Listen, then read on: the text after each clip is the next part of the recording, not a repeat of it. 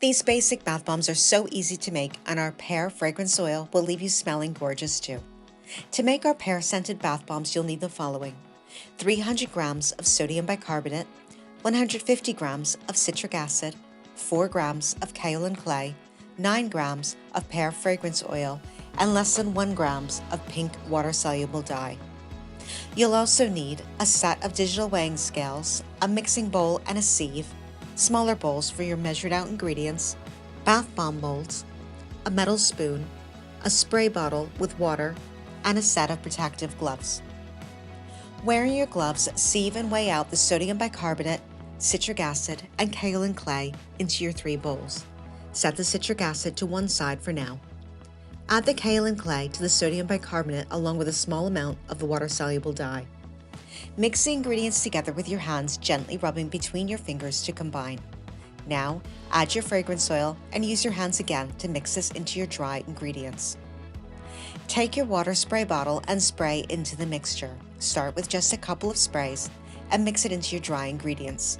You'll notice the water-soluble dye will begin to activate, and you'll see as you add each spray, the mixture will begin to bind together. Now, you don't want to over-wet your ingredients. You'll be looking for the texture of damp sand. Continue to spray the ingredients until your mixture reaches this consistency, when you can squeeze a handful together and it stays in solid form when dropped back in your bowl.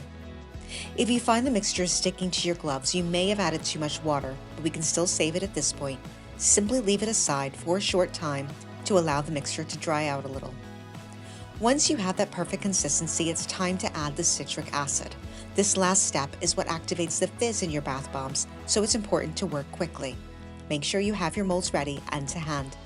Again, using your hands, thoroughly mix everything together. The mixture should hold its form when squeezing a handful together. Now, take the first half of your mold and fill it with the mixture. You will need to overfill the mold so that there's a mound at the top.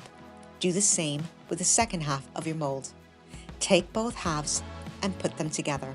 Make sure you do not twist the molds together and don't move the 2 halves once they are pushed together.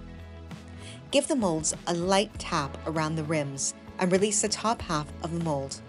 Keep the bottom half on for around 30 to 60 minutes to allow the bomb to dry out before removing it. You may need to tap the mold with a spoon to help it release. Allow around 24 hours to pass before using your bath bombs for the first time.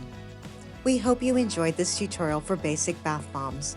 For more tips and tutorials, be sure to follow Craftivator on YouTube.